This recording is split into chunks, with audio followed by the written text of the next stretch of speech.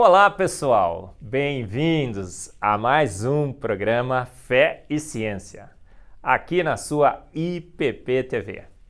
Esse programa que você já se acostumou com ele, você já assistiu os anteriores, vai assistir o de hoje, e esse programa que faz aquele casamento perfeito entre a boa ciência e a boa fé, que te mostra evidências e mais evidências de que nossa fé é racional, é baseada na evidência científica. Nós temos um firme fundamento, nós temos razões e mais razões para todos aqueles que nos perguntam, podemos explicar os fundamentos da nossa fé.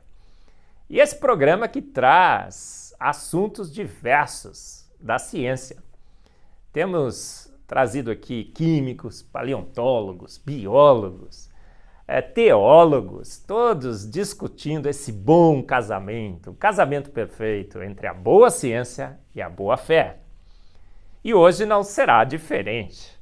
Temos mais um biólogo conosco, o Rafa, meu irmão de fé, camarada, não é, Rafa? Com certeza. Rafael Marques estará conosco, biólogo, falando sobre um tema extremamente importante, o Gênesis chinês. Você já está colocando aqui, né, Rafa?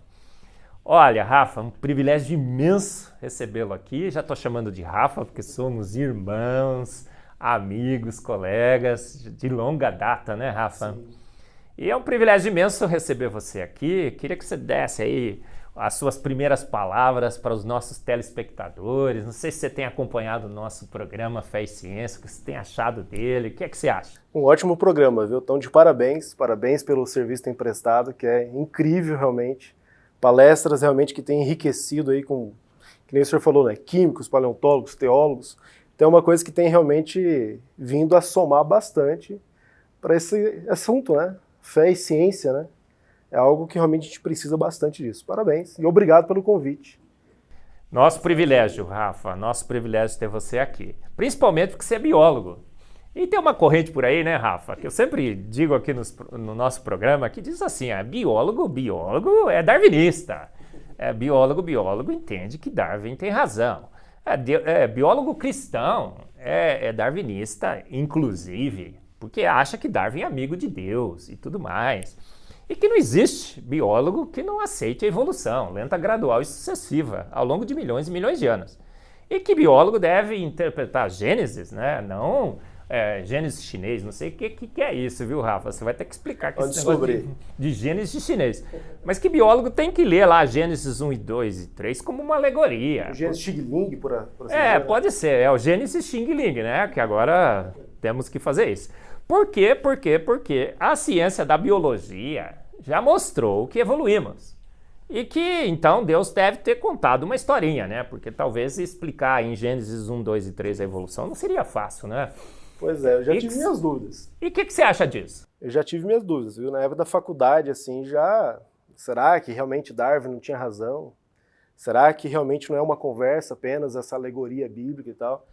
Mas olha, te confessar uma coisa, estudando, caindo fundo realmente nos estudos, pesquisando, eu tenho certeza que Darwin estava errado.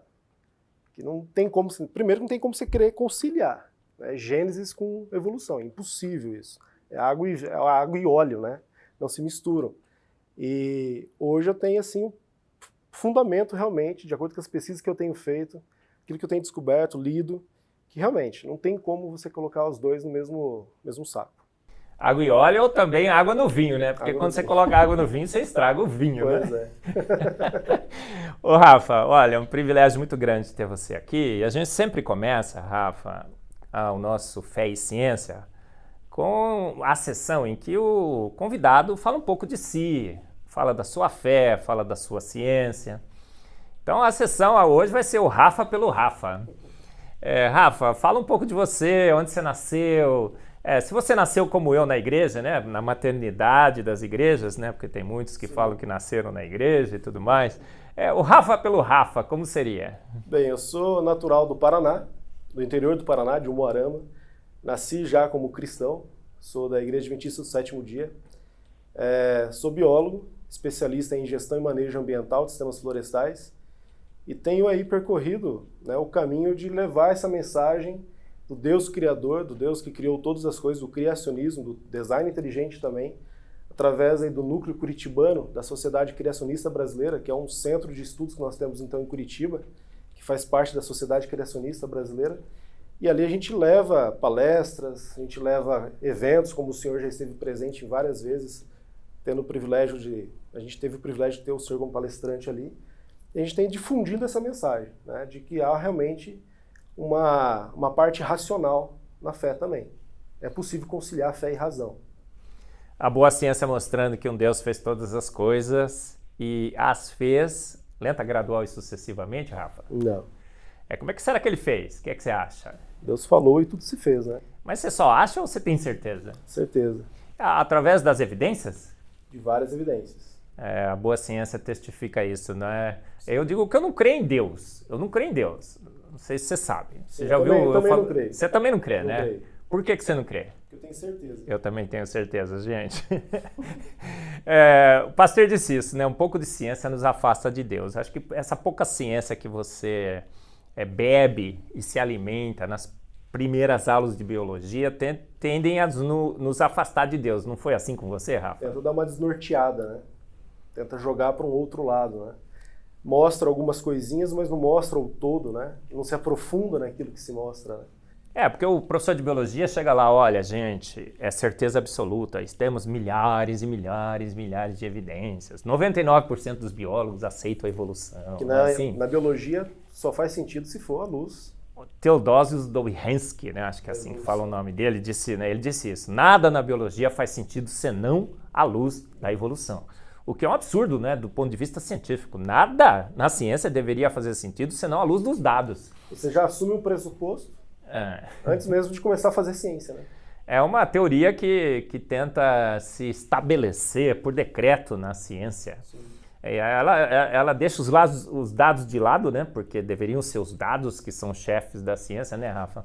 E diz assim, nada faz sentido senão a luz da evolução. Mas as coisas fazem sentido para você, senão a luz da evolução, elas fazem sentido, Rafa? Você é biólogo, você é professor de biologia, você dá aula de biologia, não dá? Não faz sentido.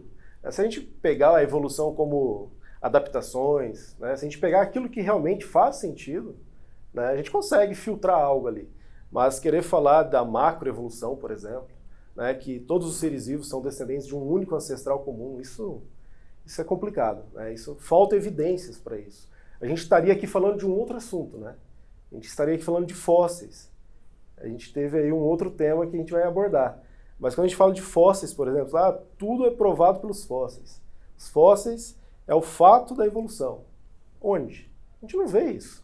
A gente vê espécies prontas, né? Apareceram e desapareceram do mesmo jeito, prontas, né? A gente não vê nada ali que é um meio peixe, meio anfíbio, não temos nada disso, né? Falta evidências, na verdade. Nós já tivemos várias pessoas falando sobre o registro fóssil, né? Até o Rafa iria tocar nesse assunto, né? Não é assim, Rafa? Mas a gente preferiu esse, que é muito mais interessante, né? O Gênesis chinês. Mas, gente, o registro fóssil é a grande pedra no sapato de Darwin. Até tem uma caricatura nesse livro aqui, né? Esse aqui é para você, né, Rafa? Ó, tá bom? O duelo científico do século, que eu mostro lá o Darwin, né, tirando o sapato, e dentro desse sapato tem uma pedra. E a maior pedra... Ó, esse aqui é seu, né, Rafa? Quem quiser... Um vai ser sorteado, né? Um é para sorteio. Fala sobre o sorteio. Se quiser seguir aí as nossas redes, o Núcleo Curitibano, no Instagram, procura Núcleo Curitibano SCB. Vamos logo divulgar aí uma live com o Dr. Evelyn, falando um pouco mais sobre o livro. E aí você pode, quem sabe, ter a sorte de ser o felizardo, né? Ganhar um livro incrível desse. Esse é meu mais novo livro, né? O Duelo Científico do Século. Mas, Rafa, o registro fóssil e tudo mais, né? Mas aí, Rafa, deixa eu falar um assunto muito importante também. A gente bate sempre nessa tecla aqui no programa Fé e Ciência. Aí o pessoal fala assim, mas por que será que a gente repete tanto? Porque é uma corrente que está nas nossas igrejas, invadindo as igrejas brasileiras. E aí eles dizem o seguinte, gente, a ciência é a ciência que nós devemos usar como referência. A ciência naturalista já provou que a evolução ocorreu, Já provou que nós todos fomos um dia, no passado, uma ameba que evoluiu, né? A ameba primordial, agora somos amebas evoluídas, né? Eu, você, aqui o pessoal todo da técnica, sim, né? Todas essas amebas evoluídas que trabalham aqui na IPP TV. E que a gente tem que se render a esse fato e temos que realmente admitir que Deus, na realidade, ele não fez o homem pronto, ele não chamou o homem à existência pelo poder da sua palavra, ele não soprou nele o fôlego da vida enquanto ainda ele era matéria inanimada, mas escolheu lá entre 10 mil, um casalzinho lá, soprou o fôlego da vida e tudo mais. Esse é o evolucionismo teísta, criacionismo evolucionário. Eu brinco, né? São cepas diferentes do mesmo vírus. O DNA é o mesmo. O DNA é o mesmo. O que você acha dessa ideia aí? Você é biólogo, você dá aula de biologia, você entende de evolução, você pesquisou como eu tento fazer, né? A evolução a fundo. Você concorda com essa ideia? Não, como eu disse, né? Não tem como misturar as duas. Se a gente começar a buscar, quem sabe, evidências que podem trazer ali para o Gênesis, o relato de Gênesis, uma base mais sólida do que já tem na própria Bíblia, né? Mas se a gente encontrasse evidências extra-bíblicas, né, fora da Bíblia, de que o relato é confiável, já cai por terra. Falar que é uma alegoria, que é uma historinha apenas para poder fazer ali uma lição de moral, né? E é justamente isso que esse conteúdo nosso aqui vai trazer. O Gênesis chinês. Como isso, né? Por que chinês? Porque tem a ver com toda a história da China. A gente está falando aqui de um país que a gente vai falar que é a China. É um país que tem mais de 4.500 anos de história. E o que a gente vai ver aqui hoje, ela acaba sendo feita ali, trazida para a humanidade, antes do que o próprio Gênesis tivesse sido escrito na Bíblia. A gente vai estar vendo algo que é antes do próprio livro de Gênesis. Informações realmente que nos vão fazer pensar. Será que isso pode ser uma evidência de que o relato que está lá na Bíblia é confiável, é original, realmente aconteceu, é um fato histórico? É o que a gente vai estar abordando. Por exemplo, doutor, o senhor sabe, vocês que estão nos assistindo aí agora, você já ouviu falar, por exemplo, que a China tem várias religiões? Sim. Né? Basicamente, poderia colocar ali budismo, taoísmo, né? Poderia colocar o shintoísmo ali, mas você já ouviu falar, por acaso, que lá na antiga China, antes dessas religiões chegarem, eles eram monoteístas? Adoravam um Deus só? Para mim isso não faz sentido, né? Chinês sempre foi poli. Eles eram monoteístas? Eram monoteístas. Conta um pouco dessa história aí. Vamos entrar nesse Gênesis chinês, afinal.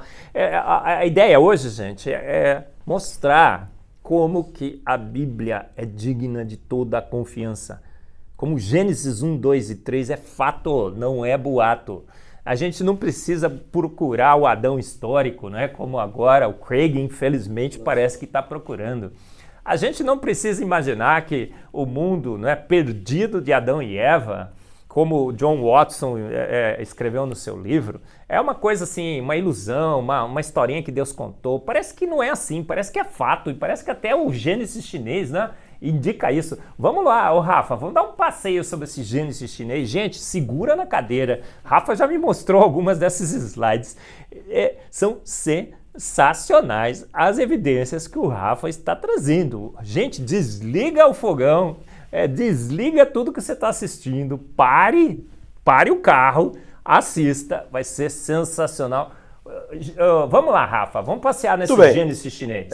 Primeiro, esse estudo foi baseado em 2 livros, né?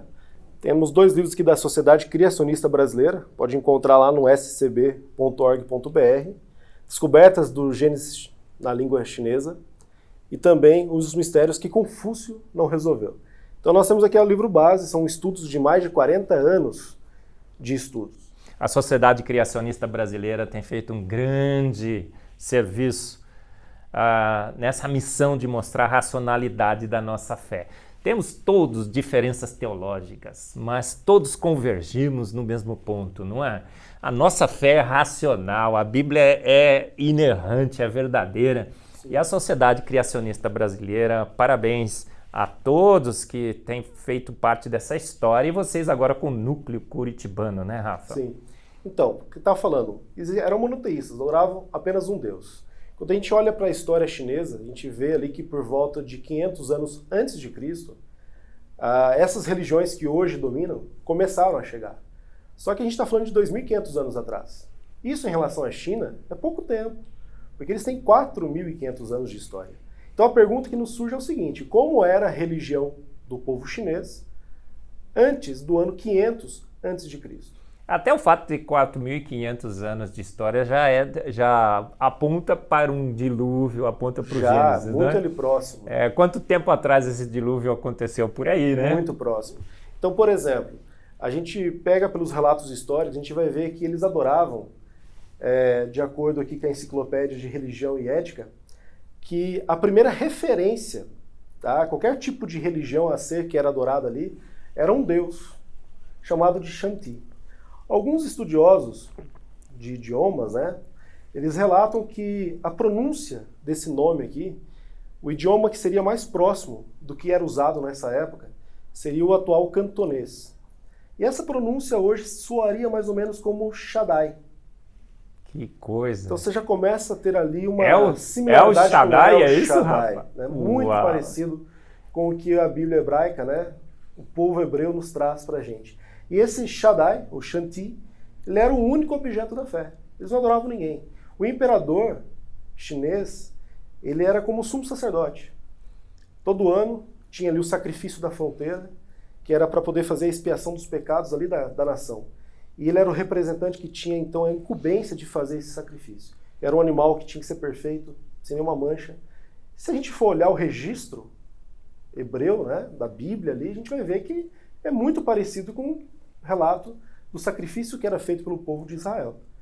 E esse Deus, né, esse Shanti, a gente vê, por exemplo, que o nome dele, a gente vai falar um pouco mais sobre esses caracteres, né, que a gente chama de ideogramas. Ideogramas, né, do chinês. Isso.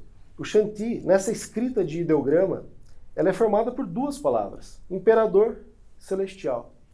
Então, o próprio imperador chinês, ele não se via como o rei ali, que manda em tudo. Ele se via como representante do imperador celestial. O sacerdote. O sacerdote. Entre o povo. Entre o povo. Aquele que teria, então, a missão de ajudar ali o povo. E esse imperador celestial, ele é colocado pelos registros históricos chineses como o Deus criador. Então ele era colocado como realmente Deus soberano, um único Deus. E é interessante quando a gente olha para algumas orações, alguns cânticos, que ficou registrado isso, ainda bem que ficou registrado, e de várias formas são possíveis encontrar esses registros, por exemplo, escrito em ossos, que era um costume que tinha, escrever em ossos, em cascos de tartarugas, em vasos de bronze. Então a gente tem esses registros. E um desses registros é interessante, que é, por exemplo, esse daqui, ó. Aquele que olhais e não vedes, chama-se J. Aquele que escutais e não ouvis, chama-se H. Fazendo a transliteração, né, da escrita. O que vossa mão busca e não pode tocar, chama-se V. São três seres incompreensíveis, que não formam mais do que um. O primeiro não é mais brilhante. O último não é o mais escuro. Que noção que nós temos aqui? É a Trindade, Rafa. A Trindade. Que é isso? A Trindade. Ó, gente, só para você ter um resumo do que o Rafa está falando. Os chineses eram monoteístas, adoravam um Deus que talvez a pronúncia seja El Shaddai e um Deus trino. Tinham sacerdotes e tudo mais. Isso é verdade, Rafa? Isso tudo antes. Você nunca ouviu falar sobre isso? Nem eu. Estou assim, realmente surpreso. Os primeiros livros da Bíblia, a gente coloca quem foi o escritor. Moisés. Isso que a gente está vendo aqui, ele é de 1000 anos antes de Moisés sequer nascer. Então é um conhecimento realmente muito antigo, muito próximo, né, do conhecimento que foi passado. Precede os relatos bíblicos. Precede o relato bíblico. Não dá para falar que, por exemplo, seriam os cristãos que chegaram na China e contaminou. Não tem como a gente afirmar isso. Historicamente a gente pode afirmar. É um conhecimento que antecede o registro bíblico. Pré-cristão. Pré-judaico-cristão. Sim, o evangelismo mundial dos cristãos. E tem uma oração interessante que, olha, presta atenção nos detalhes, né, nas palavras. No princípio, há muito tempo, havia um grande caos, sem forma e escuro. Os 5 elementos, que seriam os planetas visíveis a olho nu, não tinham começado a girar, nem o sol e a lua a brilhar. Tu, ó soberano espiritual, Shanti, né? Primeiro dividiste as partes mais grossas das mais puras. Tu fizeste o céu, tu fizeste a terra, tu fizeste o homem. Em ti todas as coisas, com o seu poder de reprodução, tiveram a origem. Pô, isso é Gênesis 1. Gênesis 1. Gênesis No princípio criou Deus os céus e a terra. A terra era sem forma e vazia. Separação. Separaste ali. A água da terra seca, porção seca, porção úmida. Cada um com a sua parte de reprodução. Então, sede fecundos, multiplicai-vos. Haja luz e houve luz. A escuridão ali, depois houve a luz. Que coisa. Ou seja, todo o relato de Gênesis 1 está nessa oração. Magnífico, Rafa. É incrível isso. E quando a gente vai, então, para a escrita, a gente tem aqui, por exemplo, o que a gente chama de pictograma. A gente divide basicamente a escrita chinesa, a língua chinesa, o mandarim, em 3 áreas: os pictogramas, ideogramas e a parte fonética. O nosso estudo aqui ele é feito na parte dos pictogramas e principalmente nos ideogramas. Qual a diferença de pictograma para ideograma? Os pictogramas eles servem para poder mostrar, representar através ali da escrita de algo concreto, algo visível que você consegue então ver e ali ter, né? Então, tipo água, montanha, árvore. Então você tem ali o desenho da árvore e ele vai se adaptando, né? Lento, sucessivamente, começou né? com gradual, evoluindo, né? Foi evoluindo gradualmente, né? Para o pictograma da árvore, que Mas está lá na outra é uma extremidade. evolução porque é uma mente inteligente que estava fazendo, né? Aí que tem um detalhe, né? Alguém inteligente estava por trás disso, sim. Né? Essa sim é um fato. Então começa com a representação real. Né? Mais próxima possível do que encontramos você tá vendo, na natureza. Né? Que é visível. E aí você vai adaptando. Só que tem um problema. O problema é o seguinte, que os pictogramas, eles representam objetos, mas e os conceitos abstratos? Amor, ódio, paixão e tudo mais. É difícil você representar isso. E aí surge o quê? Os ideogramas, que seria a junção de vários pictogramas para poder lhe dar um significado de algo. Com o que é concreto, tentar representar o abstrato. Só que nós temos um problema, né? A escrita foi criada. Quando ela foi criada? Os estudiosos colocam ali por cerca do ano de 2420 a.C. Se a gente olhar os estudos de cronologia, a gente vai perceber que o evento da Torre de Babel ele aconteceu por volta do ano de 2400, 20 anos antes da escrita ser criada. Então a gente percebe que após a divisão dos idiomas, há necessidade de ter uma escrita. Para ficar mais fácil de você registrar. Porque a Torre de Babel, né, gente, dividiu a população mundial em diferentes línguas. Mas como é que representar isso no papel, né? E outro detalhe, né? O que está por trás aqui? Se a gente vai criar uma escrita aqui entre nós, aqui, vamos colocar assim, figuras. Vai ser fácil a gente gravar isso? Vai ser fácil da gente conseguir memorizar e praticar essa escrita? Não vai. Agora, se a gente tiver uma história de base, algo que seja um conhecimento universal, que todos conheçam, se a gente basear essa escrita nessa história, fica mais fácil de você trazer Pode fazer uma analogia direta. Você consegue trazer isso mais fácil para a memória. E aí que vem essa escrita, então, esse estudo, né, baseado é uma nova interpretação da etimologia dessa escrita, né, desses símbolos todos. Então, por exemplo, quando a gente pega aqui a palavra migrar, que está lá no canto, se a gente pegar essa palavra migrar no ideograma, a gente vai perceber que ela é formada por 4 outros pictogramas ou ideogramas.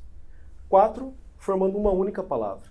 Só que se você vai olhar para migrar, ela é formada por grande, divisão, oeste, passeio, caminhada. O que isso tem a ver? Um passeio que oeste de uma grande divisão e que veio do oeste. Por que não leste? Por que não sul? Por que não norte? Por que uma grande divisão? Bem, se a gente olhar para o mapa, a gente vai perceber que ali fica a China e a oeste você tem o que aqui? Iraque.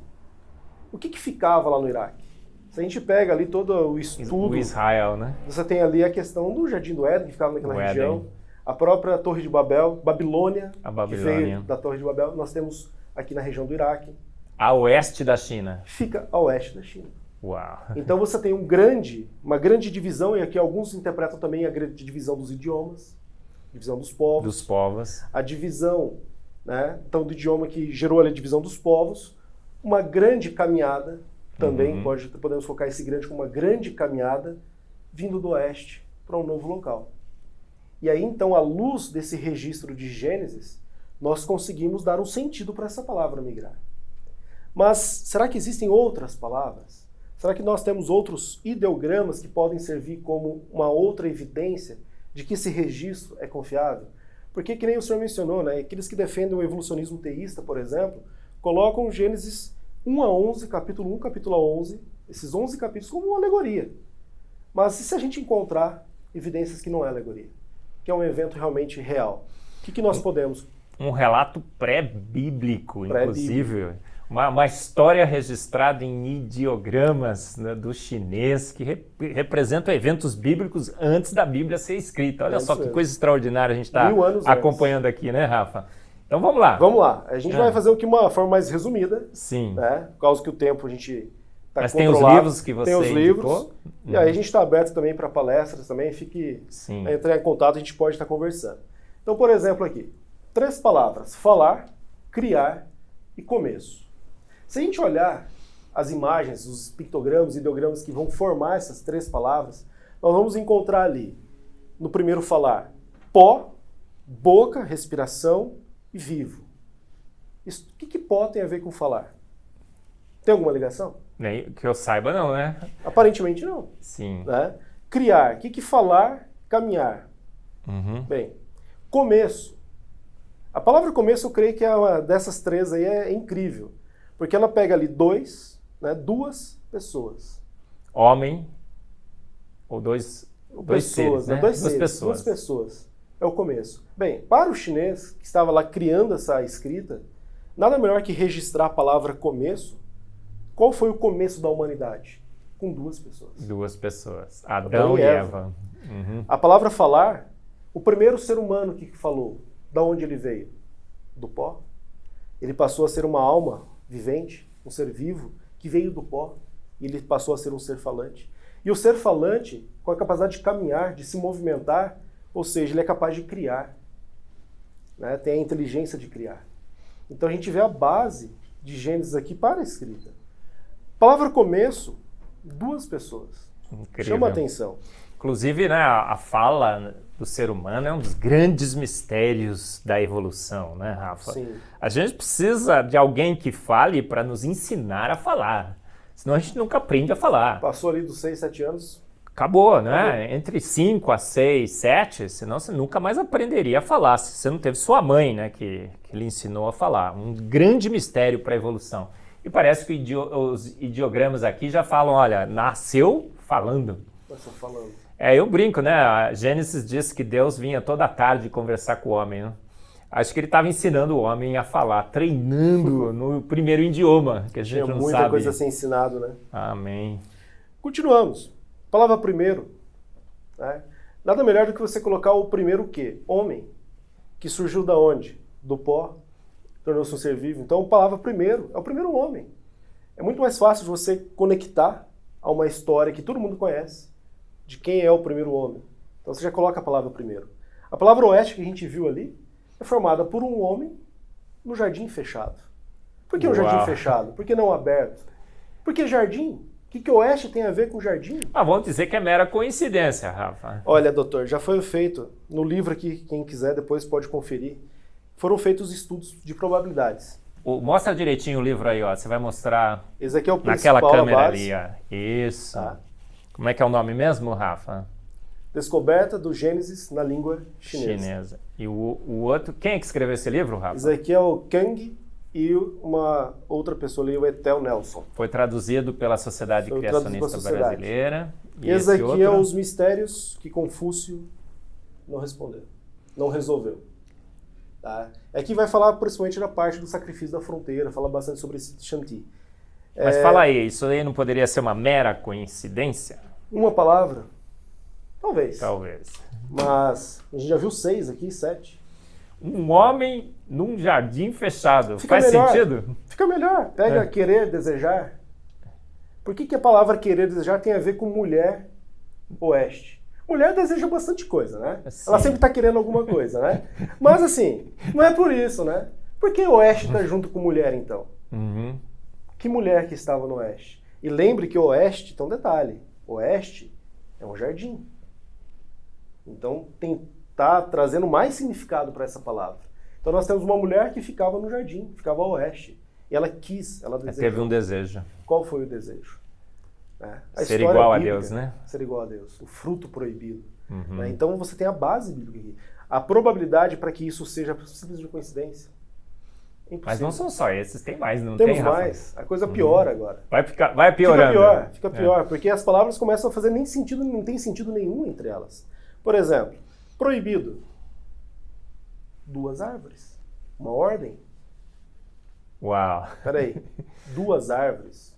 Ordem. O que isso tem a ver com proibição? Parece que tem no Gênesis alguma coisa sobre isso. Pois é. Se a gente ler ali o relato de Gênesis, a gente vai ver que existia 2 árvores. 2 árvores são bem relatadas na Bíblia, né? A árvore do conhecimento da ciência do bem e do mal e a árvore da vida. Da vida. E as duas tiveram proibições. A primeira é assim, olha, fique longe da ciência do bem e do mal, né? Fique longe, não coma disso. Você pode comer de tudo, menos essa. Tinha ali uma questão de adoração. Depois que o homem cai, há uma outra proibição, de que ele não poderia mais chegar perto da árvore da vida. Né? Tanto é que foram expulsos, o jardim foi fechado ali, totalmente fechado, com anjos protegendo. A cobiça. Mulher de novo. 2 árvores. Ela cobiçou o fruto. Cobiçou o quê? Fruto da árvore. Talvez, depois do pecado, quem sabe tenha cobiçado também um outro fruto da árvore da vida. Então, como que você vai explicar isso? A não ser à luz de Gênesis, que vai ser escrito 1000 anos depois que isso aqui foi criado. Então, a gente começa a perceber que há evidências realmente interessantes na história, de que é uma base sólida. E não é uma mera interpretação desses ideogramas, porque você tem o ideograma e você tem o relato de Gênesis. Sim. Você está fazendo um casamento entre os dois. E agora, se fosse um casamento aqui, outro casamento ali, um de ideogramazinho aqui, outro ali, mas parece que todos eles têm uma base bíblica, é assim? Tem. Fruta, árvore que está no jardim. Né? Como poderia fazer a pessoa que está ali aprendendo esse idioma lembrar de uma fruta? Bem, lembrar do fruto. Talvez aqui a fruta seria a fruta principal, né, daquela árvore, das árvores que ficavam no jardim do Éden. Né? Então seria fácil de lembrar para quem está ali aprendendo essa escrita. Só que a história vai avançando. Se a gente pega, por exemplo, a palavra para diabo, para Satanás, nada mais é do que um homem, pessoa, no jardim, né, fechado, em segredo e vida e emoção. Ou seja, alguém que estava escondido, né, em segredo, escondido lá no jardim, e tentou ali o ser humano. Né? Isso seria o diabo, Satanás. O tentador, essa tentação, nada mais é do que o diabo escondido, né, cobertura, escondido em uma das árvores. Então as 2 árvores voltam aqui de novo. E entra o tentador ali, o caso do Satanás, que é o tentador, aquele que trouxe a tentação para o ser humano, né? E quando a mulher, ela come o fruto, o homem come o fruto, qual que é o relato bíblico? O que ele nos dá? Que o homem teve noção que ele estava o quê? Nu. A nudez. O que nudez tem a ver com fruta? E com homem e fruta, homem né? e fruta. Qual homem e fruta? Se juntar tem... isso. Não tem nada a Alguns ver. talvez poderiam afirmar, doutor, que é o seguinte, poderia ser uma questão da parte fonética, que eu deixei de fora. Falei que é pictograma, ideograma e a parte fonética. Só que a parte fonética aqui não tem relação alguma. Não tem relação alguma. A não ser a luz de Gênesis. A não ser a luz de Gênesis. Ali você vai encontrar que o homem, quando comeu a fruta não tinha nada de demais. Era a ordem de Deus, né? Era uma questão de obediência. Ali o homem se viu nu. Podemos fazer, então, aí, parafraseando Theodosius Dobzhansky, né? Nada nos idiomas, nada nos ideogramas chineses faz sentido senão a luz de Gênesis. Bacana. 1 a 11. 1 a 11. E Gênesis 1 a 11 estão ali, né, resumidas as principais doutrinas da fé cristã. É a base. É a base toda, né, da Bíblia. Por isso que eu falo, né, que a gente comentou no começo. Não tem como você querer falar que aquilo ali é uma alegoria, que é apenas uma historinha. Porque se você anula Gênesis 1 a 11, você pode jogar a Bíblia fora. Porque aí o pecado já não existe, a morte não existe, não é fruto do pecado. Você pode anular o efeito de Jesus precisar vir nascer nessa terra, morrer por nós. A redenção acabou. Tudo acabou. Sempre menciono para os nossos youtubers, né, do IPP TV, Fé e Ciência, uma palestra fantástica do Wayne Grudem, não sei se você já assistiu, Rafa.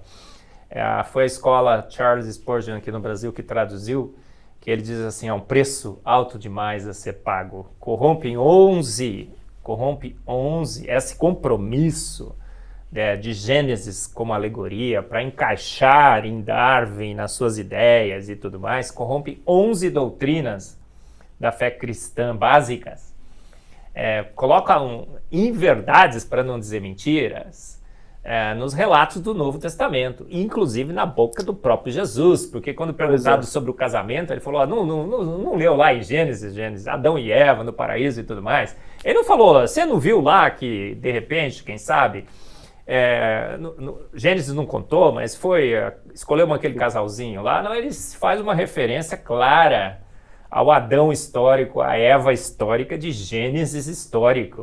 Se para Jesus Gênesis era literal, por que para nós vai ser diferente? Para a gente fazer uma acomodação com a ciência naturalista, eu digo claramente, explicitamente, né? Fazemos a paz com o mundo, mas a Bíblia não diz que a gente tem que fazer paz com o mundo, né? No mundo tereis paz? Não, aflições. Mas tem de bom ânimo, eu venci o mundo. É sentar na roda dos escarnecedores. Eu falo isso, as pessoas às vezes ficam meio assim comigo, né? Mas eu não estou falando sozinho, você concorda comigo? Com certeza. A ciência e a fé devem andar juntas, né? Mas a ciência é verdadeira. Aquela que é baseada realmente, né, em querer descobrir. Tanto é que os primeiros pais da ciência, qual que era a missão que eles tinham? Né? A intenção deles era o quê? Era descobrir ali como Deus criou as coisas. Né? Como mostrar que Deus era o Criador. Esse era o objetivo da ciência, nos primórdios dela. E esse compromisso vai um pouco além, né? Eles dizem o seguinte, então olha, não é só Adão e Eva que não são literais, são figuras mitológicas, né? O Adão histórico, né? Segundo Craig agora, parece que ele está procurando aí. William Craig, hein? Olha só, eu fiquei assim chocado, né, gente? O William Craig tem um grande crédito, né? Mas ele perdeu alguns pontos comigo. Perdeu. Né? Procurando o Adão histórico. Não é só Adão. Na realidade, vai por água abaixo, né, esse compromisso. Vários eventos, como a Torre de Babel. Você está falando de Torre de Babel aqui? O que é isso, Rafa? Vai por água abaixo o dilúvio bíblico. Mas será que tem esses diogramas aí? Deve contar do dilúvio, não conta? Vamos chegar lá. Vamos lá? Porque olha só, a partir quando o homem ele come a fruta e se viu nu, isso gerou tristeza, gerou dor. E a palavra dor é um pedaço, duas árvores. De novo, as árvores aqui. Né? A tristeza, antigo, envelhecer, ervas daninhas. Tanto é que a Bíblia fala que quando o homem pecou, a natureza agora, esse vírus do pecado, né? Uhum. A natureza geme. A natureza então começa a expressar ali os efeitos do pecado. As ervas daninhas. Ervas daninhas, tudo vai envelhecendo. O homem vai envelhecendo, né? Os espinhos, os animais agora envelhecem, morrem. A natureza envelhece e morre. E temos aqui a maldição, que seria a boca mais irmão mais velho, Caim e Abel. Caim e Abel. Nós temos essa história então relatada através de maldição, porque irmão mais velho. Né? A gente vê ali que há uma maldição colocada, né, sobre Caim quando mata Abel. E aí chegamos nessa parte então do dilúvio. O dilúvio também está retratado na escrita chinesa. A palavra navio, né, para ali a escrita chinesa, ela junta ali a palavra barco, 8 bocas, 8 pessoas. Peraí, 8? Não, será não que é navio, impossível. Será que o navio... 8 não, né, Rafa? Peraí. Pois é. Qual é a chance... Até engasguei aqui. Qual é a chance dele ter acertado, assim, por sorte, no número de 8? Talvez o navio chinês talvez era pequeno. Cabia 8 pessoas. Não, veja só. Números são... muito específico. Número é de menos infinito até mais infinito. Gente no barco tem que ser 1 até o infinito. E ele acertou em 8? Mas o navio talvez era pequeno. Pequeno. 8 pessoas. Não, não é. A gente sabe hoje pelos registros históricos, pelas descobertas históricas, que os navios chineses eram maiores que as caravelas portuguesas. Eram barcos, navios gigantes, cabiam centenas de pessoas. 8. Quem seriam esses 8? Bem, o relato bíblico nos dá uma dica, né? Noé, a sua esposa, Cão, Jafé, Sem e as suas 3 esposas. 8 pessoas no total. E o total, a palavra total, como pode se ver aqui no meio, seriam 8 unidos terra. Ou seja, 8 que estavam unidos sobre a terra. A terra está no meio ali.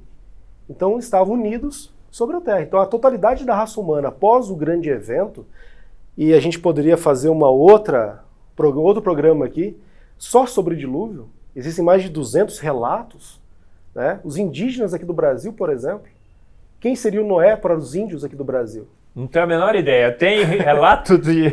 Nós temos, por exemplo, Tamandaré, nessa história sim. indígena, né? Uhum. Coloca Tamandaré como aquele que construiu lá uma embarcação para salvar o seu povo com os animais. E seria a história de quem? Temos várias histórias, 200 relatos, mais de 200 relatos ao redor do mundo, de Mas povos... Gênesis não é mais um desses relatos alegóricos de uma inundação que alguém inventou por aí? Aí o que acontece é o seguinte, quem tem mais propriedade para falar sobre isso já esteve na entrevista com o senhor, com o Dr. Rodrigo Silva. Volte lá na palestra dele. Fantástico, Veja aí nos links aí da IPP-TV. E lá ele fala, porque não é um mito. O relato bíblico ele traz ali realmente evidências históricas. Ele traz história. É um relato técnico, não é? Técnico, Rafa? detalhado. Ele dá dimensões do barco. A gente vai checar a dimensão do barco, é a melhor possível para um barco de madeira, a melhor estabilidade, a melhor resistência, a ondas e tudo mais. É um relato sóbrio, parece que ele está descrevendo um não é aquela coisa histórico. Que foi inflamada, né? Inflou o negócio ali para poder dar aquele ar místico, né? Alguém disse, né? O Watson diz no seu livro que Gênesis é alguma coisa parecida com o épico de Gilgamesh. Não faz sentido, faz? Não faz. Você lê o épico e você lê o relato bíblico, são duas obras totalmente distintas. Uma coisa totalmente sóbria, né? Sim, um relato técnico, né? E aí você tem a palavra dilúvio, né? Inundação, que seria o total água. Ou seja, a água cobriu totalmente o nosso planeta. Mas aí tem um pessoal também nessa mesma turma que diz que não, até que aconteceu um dilúvio, mas foi bem localizado, né? Faz sentido? Pelo ideograma chinês, o chinês está nos ensinando alguma coisa. Há né? 4.500 anos atrás, os caras já tinham uma ideia muito mais avançada do que quem afirma isso, né? Que o dilúvio foi uma coisa realmente global, né? Total. E não faz sentido, né? Deus construiu um barco... 100 anos de construção, puniu Noé. Trazer os animais também, né? Era só ter falado assim, caminhe tantos quilômetros nessa direção e suba naquela montanha, não? E acabou, né? Mais fácil. E aí, o relato de Gênesis 1 a 11, nós temos o seguinte, aqui para a parte final desse estudo, aqui está um resumo, assim, um supra-sumo. Nós chegamos, por exemplo, numa parte realmente muito interessante dessa escrita. Se você analisar aí o que está na tela, a palavra eu, nós, que acaba sendo a mesma coisa, ela é formada por mão mais lança. Não tem sentido. Mão e lança para formar nós, né? Se a gente analisar uma outra palavra que vai usar esse ideograma, seria a palavra justificado.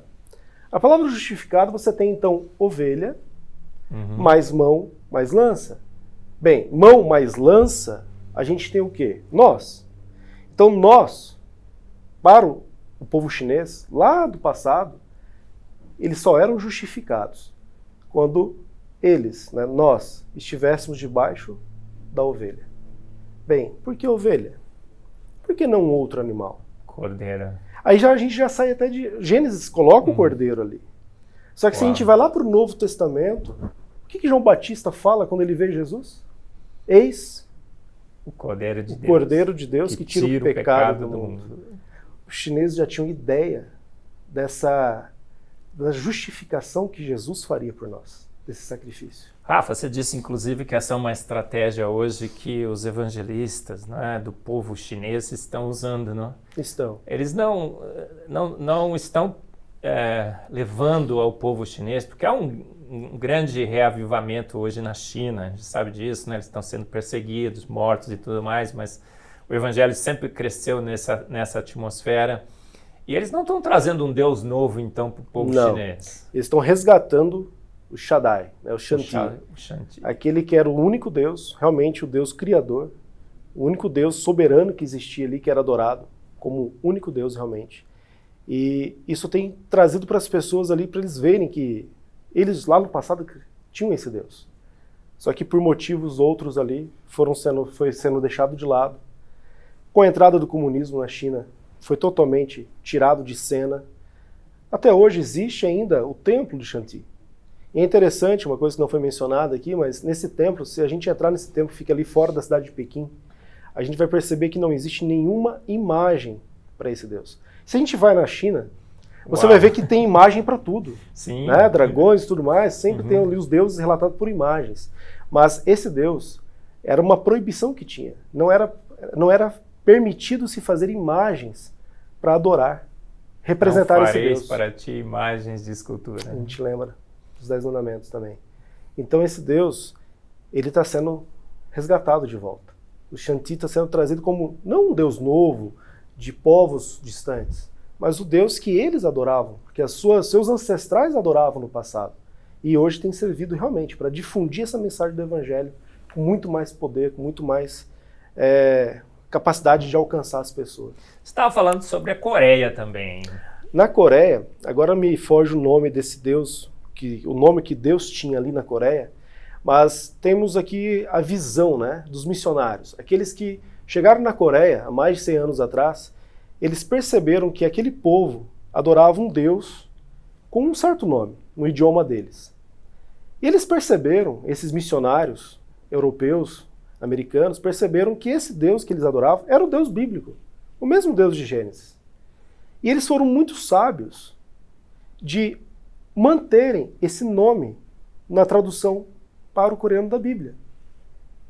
E aí isso fez com que as pessoas já tivessem familiaridade com esse Deus. Infelizmente, os missionários que foram para a China, eles não tiveram essa mesma visão. E eles pensaram que Shanti seria um Deus, né, pagão, e tiraram da jogada.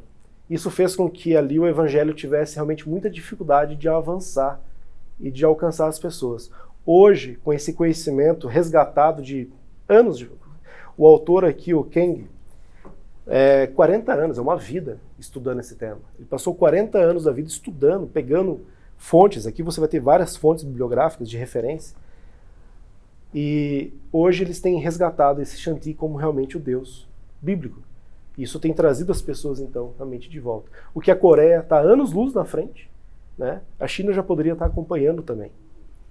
O mesmo Deus registrado. O mesmo Deus. Incrível isso, né? Essa justificação pelo Cordeiro. Então, olha, você tem... não é o Gênesis chinês, é o Evangelho chinês também. É isso, Rafa? Evangelho chinês. É a mensagem toda resumida, né, na sua escrita. Tem muitos ideogramas. A gente poderia, por exemplo, eu falei para o senhor agora há pouco, a palavra Deus, no ideograma chinês, não tem aqui a imagem dele, a figura, mas ela é representada por 3 pontos. A Trindade, 3 em 1. Nós temos então a Trindade na própria escrita chinesa representando Deus. O nome de Deus ele é formado por 3. Então a gente vê ali que tem muitos conceitos, né? Não só sobre esses que eu mencionei, existem muitos ideogramas, são milhares que você pode resgatar essa origem em Gênesis, na própria história bíblica. 1000 anos antes, repito, de ser escrito o livro de Gênesis. Na verdade, 1000 anos antes de Moisés ter nascido. Então a gente vê que Deus ele não deixou nenhum povo às cegas, né? Deus ele tem a revelação específica ali escrita, que é a Bíblia, mas tem a revelação natural. A própria natureza, né? Romanos 1 ali, 19, 20, coloca que a evidência na natureza. Basta a gente ter ali essa capacidade de enxergar isso, né? De estar com a mente realmente aberta para perceber que realmente Deus, ele está, ele existe, ele é, né? Gente, fantástico, não é? Nós temos um Gênesis nos ideogramas chineses. A história da criação, da queda, do dilúvio, da redenção, registrado em figuras, em representações do ideograma chinês. Um povo que migrou, né, do oeste para a China. É um povo que adorava um único Deus. E esse Deus El Shaddai. Se a gente analisa os escritos chineses dessa época, a gente vai ver que esse Deus, Shanti ou Shaddai, que seria a pronúncia mais próxima do original, ele tem vários atributos. Ele é onisciente, onipresente, onipotente, ele é bondoso, ele é amor, ele é criador. Esse seria um dos maiores atributos que o povo chinês tinha para Shanti, que é o Deus criador. Em Romanos nós lemos claramente, né? Eu sempre cito esse versículo aqui, pois os atributos invisíveis de Deus, o seu eterno poder, a sua divindade, se veem claramente nas coisas que foram criadas. E a gente pode parafrasear também, né? Se veem claramente nos ideogramas chineses. Parece que ele quis, né? Deus é extraordinário, né? Eu digo que ele é exibido, ele é exagerado e um pouco debochado também, né? De humor dele Deus tem senso de humor, não tem, Rafa? Com certeza. E ele foi lá e falou assim, cara, esses chineses aí, vou usá-los, né, através da história e vou revelar na Bíblia o relato, né, Moisés, o nosso Rodrigo Silva veio aqui e falou sobre isso, né? Foi Moisés ao sair, né, do convívio com os egípcios que permitiu a ele aprender uma nova língua, uma nova escrita, né, para que ele pudesse registrar. Mas Deus falou assim, também vou usar esses desenhos desses chineses aí. Rapaz, eu vou deixar claro e evidente. Tem alguma chance dessa coincidência ser mera coincidência? Nenhuma, né? Porque parece que em todos, né? É igual uma gráfica explodir e começar a cair o teu livro, né? Que é muito mais complexo, porque aqui tem desenhos, né? Não é só letras. Uhum. Explodir e cair isso aqui. Pronto, né? Fantástico. Não tem chance, né? É impossível. Então, gente, Gênesis 1, 2 e 3, Gênesis 1 a 11, a Bíblia toda. A gente às vezes fica achando, né?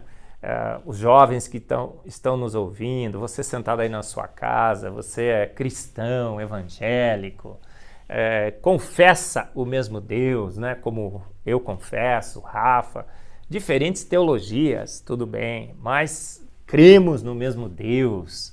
E a gente fica pensando, né? Será que esse Deus é um delírio, como Richard Dawkins disse uma vez?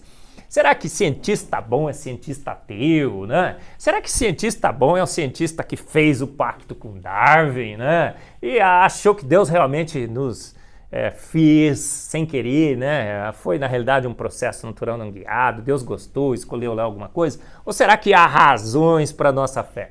Será que a boa ciência testifica a favor da nossa fé? Você viu hoje aqui um show, né? Um show do Rafa, né, Rafa? Foi fantástico isso daí. O Rafa, resumindo os livros, mas tem palestras no YouTube também, né? Você não tem nenhuma ainda, mas você vai gravar uma, né? Eu perguntei para você. Tem outras também que as pessoas... saiu da sua cabeça, desses dois autores maluco, beleza? Eles tiveram um delírio qualquer quando acharam isso? Ou isso é uma coisa muito bem fundamentada, estabelecida, esses ideogramas chineses relatando Gênesis antes de Gênesis? O que você pode me dizer sobre isso? Olha, tem assim, em português, né, no Brasil, que nós temos pouquíssimo material. Né, mas lá fora a gente tem realmente assim, alguns estudiosos. A gente teve a chance de trazer aqui para o Brasil, foi em 2019, salvo engano, Dr. Tong.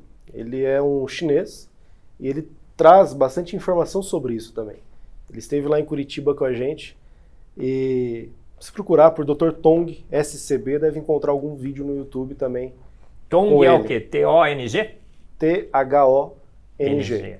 E ali ele coloca também várias informações bem interessantes sobre essa parte chinesa, né, da parte antes das religiões, a parte monoteísta que a gente mencionou aqui. Tem bastante coisa interessante, inclusive tem coisas assim a parte de astronomia, por exemplo. Os chineses ali, quando a gente pega o relato bíblico, que quando Jesus foi crucificado, que houve um eclipse, né? E lá na China foi visível esse eclipse. E há registros históricos, escritos, sobre esse eclipse. Quando o imperador, ele menciona, isso ficou registrado, isso está escrito, de que o imperador, ele menciona assim que algo muito importante acabou de acontecer. Um evento muito importante, alguém muito importante morreu. Isso está escrito. E é da época de Jesus, referindo-se à morte de Jesus. Rafa, você vai mandar uns links aí, né? 1 ou 2. Sim. E o Lucas vai colocar aqui, ó. Já está colocando, né?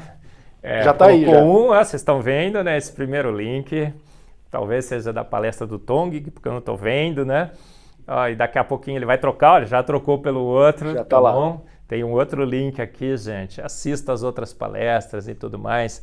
Mas você já teve esse premiere aqui com só o Fé e Ciência. Gente, você nunca tinha ouvido falar sobre isso, concorda? Teu professor de biologia nunca disse isso. O teu professor de teologia, né, nunca te disse isso, principalmente se ele é evolucionista teísta, né, se ele já fez esse compromisso com a evolução. Aqueles encontros que você tem participado, eles não estão te falando sobre isso. Aqueles encontros que você tem participado, eu não vou dizer quais são, tá? Alfabeto ao quadrado? Alguma coisa assim. Eles não estão falando sobre isso. Estão dizendo que o Marcos é herege, o Adalto Lourenço é herege, né? Que o pastor Arival abriu ali um programa Fé e Ciência para falar de péssima ciência, né? Que boa ciência é a ciência naturalista, da evolução do Big Bang. Gente... Cuidado. Se você preza realmente a Bíblia, se você preza a palavra de Deus realmente como a palavra de Deus que Jesus usou, vai ficar longe. Vai buscar as melhores fontes. A Bíblia é inerrante. Autossuficiente. Ela descreve eventos reais. Até quando, olha, teve aqui o nosso primeiro programa, Reverendo Ageu. Assistam, gente, magnífico. O Reverendo Ageu disse assim, a Bíblia, até quando ela relata uma poesia, a poesia é de coisas reais, de fatos reais. Até a poesia da Bíblia tem mitologia. Não tem mitologia, né? Até os poemas bíblicos são sobre fatos que aconteceram. Eu fico imaginando, né? Até Jesus, né? Quando ele fala por parábolas, muitos dizem que foram parábolas de... Até Jesus, as parábolas de Jesus, ele estava relatando fatos que ocorreram nessa terra. Então a gente tem que usar a boa ciência e interpretá-la ou filtrá-la à luz da Bíblia. Olha só o que eu estou falando aqui, né? Um cientista, gente, olha, eu sou, né? O Rafa também, biólogo, químico, estão falando isso. Você tem que filtrar a ciência à luz da Bíblia. Você acha que isso seria a heresia das heresias científicas, dizendo que você tem que filtrar a ciência à luz da Bíblia? Não. Se a gente colocasse, por exemplo, aqui nesse título, fideísmo e ciência, aí seria. Mas a fé é diferente do fideísmo, né? A fé, ela exige você pesquisar. Ela não te proíbe disso. Ela não te proíbe de que você não vá atrás das informações. A fé é o firme fundamento. Estais sempre prontos a dar a razão da vossa esperança. Então eu não acho que Gênesis é histórico. Eu vejo ali, né, fatos e evidências. E a gente viu hoje, né, através do Gênesis chinês, nesses ideogramas registrados através da história e tudo mais, que Gênesis é um relato fidedigno. O dilúvio. Rafa, Torre de Babel. Tem gente que fala assim, até o dilúvio eu vou até aceitar, mas Torre de Babel... Fala um pouco mais sobre esse evento. O que você acha da Torre de Babel? Nós temos vários zigurates, né, ali na região do Oriente Médio, várias construções que remetem para uma torre, uma original que foram copiadas, né? Ao redor do mundo nós temos vários tipos de construções que remetem para uma lembrança original, né? Você tem cópias, por assim dizer. Você tem ali vários indícios, né, arqueológicos que mostram essa questão do próprio idioma, essa divisão, né? Como que surgiu esse idioma? Porque você foi evoluindo, mas como evoluiu? Né? Porque através da fala, você mesmo falar não evolui. Né? Para uma criança poder falar, ela tem que ter contato com alguém que fala antes. Como que tudo isso, né, foi surgindo, né?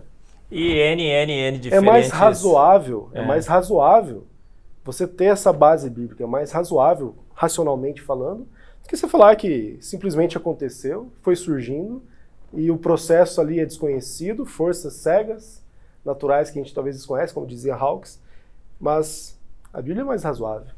Milhares e milhares e milhares de diferentes línguas nesse planeta. E tem indícios, né, tem pesquisas que mostram que essas línguas, esses idiomas todos, eles acabam tendo uma raiz muito próxima da outra. Né? A parte da etimologia, então, esse estudo... A lógica é acaba trazendo, né, um ancestral comum, por assim dizer, aí sim para o idioma, né, que os idiomas teve sim um ancestral comum, que daí depois foram por alguma necessidade, e a Bíblia te coloca o quê? Qual foi esse evento que dividiu esses idiomas todos, mas que há uma raiz para todas elas. Até a gente pode dar uma chance para a evolução de que, de repente, um milagre qualquer, surgiu uma língua e uma escrita. Agora, milhares e milhares de línguas e escritas, né? E uma escrita com diogramas que representam fatos bíblicos. Coincidentemente, vem a casar ali com o relato bíblico. Magnífico. Gente... Doutor, só para completar e para fechar... Sim, mas vai lá, Rafa. Colocando o título do livro, né? Não tenho fé suficiente para ser ateu. Não tenho fé suficiente para acreditar que isso tudo é simplesmente um acidente. Olha, eu digo que eu tenho fé, mas uma fé racional, uma fé lógica, né? Fé em coisas possíveis. E esse tipo de fé eu me recuso a ter, fé no impossível, no irracional, né? E uma fé que se vende a uma teoria, né? Só para que a gente possa ser melhor aceito, né? E seja... assim, adaptarmos outro dia, né, eu estava vendo uma propaganda aí desse time que dizia assim, olha, 60 mil cristãos brasileiros que estão agora fazendo essa adaptação da sua fé à ciência naturalista. Que beleza, eu não acho isso, né, Rafa? Você também acha que não. Mas, gente, Rafa, o papo estava super, mega legal, mas parece que o nosso tempo está terminando, né? Então, a gente vai ter que concluir, gente. Foi super mega legal. Gênesis chinês, você nunca ouviu falar sobre isso, né? Pouquíssimos, talvez. Só aqui no Fé e Ciência da sua IPP-TV. Olha só que exclusividade, né, Rafa? A gente levando a verdade científica que corrobora a nossa fé na Bíblia, no Gênesis 1, 2 e 3, literal. No Adão histórico, na Eva histórico, no dilúvio universal, na Torre de Babel. Fatos que removem os boatos que estão por aí. E Marcos que está falando isso, não é uma coleção de grandes cientistas, gente formada em biologia, biólogos, químicos, paleontólogos, físicos como Adalto. Físicos, né? Arqueólogos como o Rodrigo Silva, confirmando isso. Magnífico, não é? Então, olha, nós chegamos ao final. Eu quero dar aqui a oportunidade para o Rafa, esse meu amigo de fé, meu irmão camarada, se despedir, suas considerações finais, Rafa. Um minutinho, como a gente sempre dá para todos os nossos convidados. Agradeço pelo convite, pela atenção que vocês, telespectadores, tiveram, que vocês possam buscar, né? Não fique só no conhecimento que a gente passa para você aqui, mas vá pesquisar, vai usar os recursos que nós temos hoje, ler bons livros, né? Buscar boas fontes, porque a gente precisa disso, temos que fortalecer nossa fé. Pedro, como coloca lá em 1 Pedro 3,15, né? Nós temos que dar razões da nossa fé. Então que a gente possa se fortalecer. A gente encontra aí fora uma corrente realmente que vem avassaladora. Um dilúvio de muitas ideias contrárias que a Bíblia coloca. Alguns estão falando de atualizar a Bíblia hoje em dia. Que nós possamos realmente ser pessoas que tenham conhecimento real da palavra de Deus, que possamos usar a ciência, a boa ciência a nosso favor, porque ela está ao nosso lado. Então que nós possamos ter essa mente, né, inquiridora, que pesquise, que vá atrás. Esse é o meu desejo para que todos que estão assistindo possam fazer. Buscar o conhecimento da fonte verdadeira, que é a Bíblia. Magnífico, Rafa. Gente, nossa fé casada perfeitamente com a boa ciência. Cremos num Deus que mata a cobra e mostra o pau e a cobra morta. Nos afoga e nos atola em evidências. E quanto mais o homem tenta se desviar, né, dessa impressão de que ele é real, que a Bíblia é verdadeira, ele vem com essas novidades, né? O debochado, né? O que tem bom senso de humor. Ele vem e fala, então dá uma olhadinha nos ideogramas chineses, no Gênesis chinês. Então chegamos ao final desse programa magnífico, Fé e Ciência, Gênesis chinês. Obrigado, Rafa, foi fantástico. Se você não assistiu, assista toda a série, coloca lá no playlist do IPP-TV, desde o início, Reverendo Ageu, passa pelo Adalto, pelo Rodrigo Silva, pelo Marcos Mil Pointer falando sobre ensino nas escolas, Ana Maria e tudo mais, um monte de gente que veio aqui, né? O Augusto falando sobre os tecidos moles. Faça que nem eu, coloque no YouTube ali, baixa os vídeos e vai no trânsito colocando para ouvir ali. Desliga aquele canal, aquele canal, que eu não vou dizer qual é, né? E assista o Fé e Ciência. Assista todos, assista esse, esteja sempre com a gente no Fé e Ciência. Muito obrigado pela sua atenção, espero todos vocês no próximo programa. Até mais!